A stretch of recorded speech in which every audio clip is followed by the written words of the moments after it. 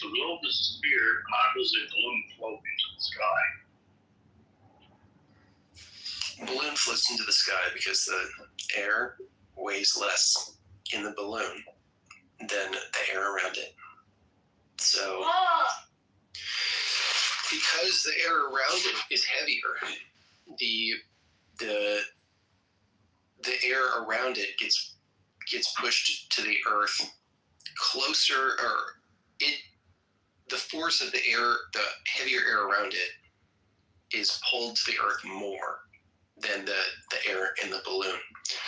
So because the heavier air needs a place to go, it displaces the lighter air because it's heavier, and therefore the balloon rises.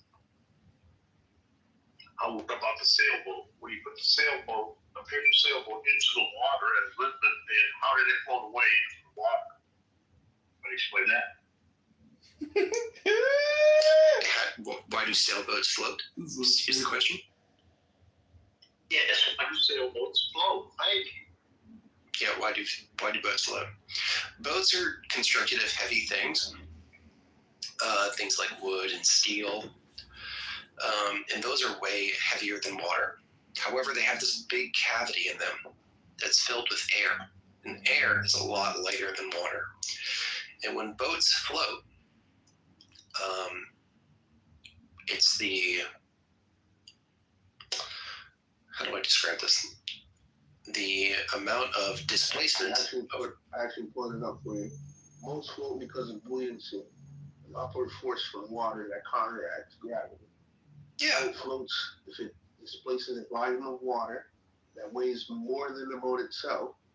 The boat's shape, especially its hull, is designed to displace a large volume of water, and the hollow space inside adds air, lowering its overall density below that of water. Correct. 100%. That's the it's like water. It's basically water displacement. That's all. Yep, it uses the air to make the boat less dense. The air cavity in the boat. Is her soul flat? Is her body flat because the earth is flat? That's an excellent question, Nick. Excellent question.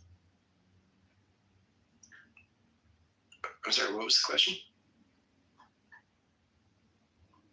Nick is asking in the chat, is her soul flat because the earth is flat? Look in the chat. It's an excellent question. You're going to have to ask John that, because John is the one that's making. Well, is soul flat because the earth is flat? The earth is not flat. Literally not flat. Okay. You can walk around it, which means it's not flat. You can get on a boat or a car or a plane and circumnavigate this object that you're sitting on right now, flying 30,000 miles through the universe. The thing about flat Earth, from a spiritual, psychological, philosophical perspective, it's objective versus subjective. A lot of people will just say there's only objects in reality, but that's not true. We're having a conversation about a subject. Subjective reality exists, and it really lives in poetry.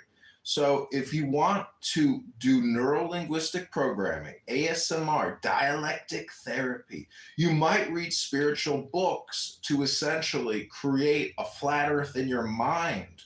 Because if you view yourself as the earth and you think the earth is flat, but yet you don't have any wisdom to back up your theory, your hypothesis, or your perspective, you might just call yourself retarded or dull or dense or thick, or the fact that you're on here but not reading a book. You must open these external hard drives called books and read them out loud if you have to. Maybe write a book report, but coming here and doing low information transmission within 30 seconds or 60 seconds, that's not a lot of data. Your brain can take in a lot more, and you can do that through these ancient technology devices, which are similar in shape to the cell phone in your hand. They're called books.